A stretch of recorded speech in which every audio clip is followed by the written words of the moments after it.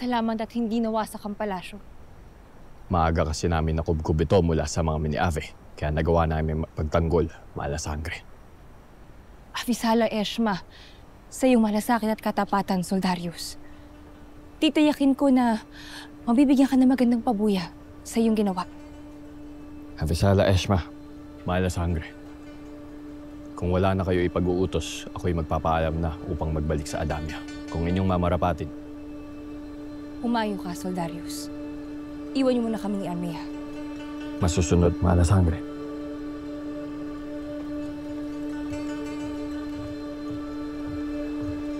Hindi ko mapapatawad si Mitena kung tuluyan niyang nawasak ang palasyong ito. Ngayon ang kailangan na lamang ng Lireo ay isang reyna. Upang mapatatag ulit ito, lalo na't wala na si Cassandra. Sa mga bagong sangre, mayroong karapat dapat maging reyna ng mga diwata. At yun ay si Terra.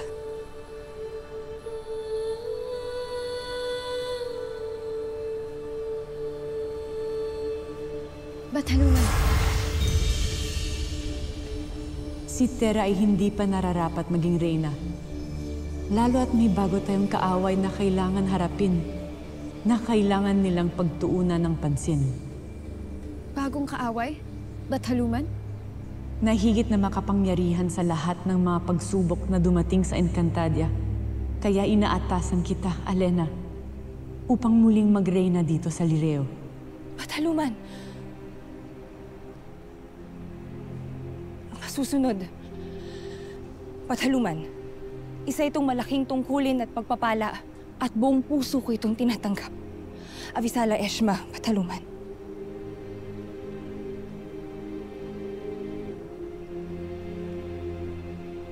At ikaw, Armea, ipagpapatuloy mo ang pangangasiwa sa Sapiro. Palakasin ninyong dalawang kaharian at mga lahi. Habang ginagawa naman ng mga bagong sangre ang kanilang bagong tungkulin. Masusunod. Bathaluman.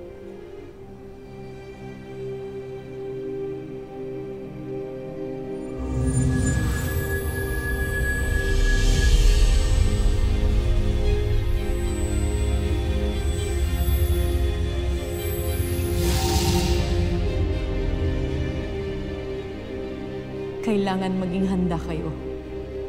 Lalo't hindi ko pabatid kung ano ang mga susunod na hakbang na masamang batala.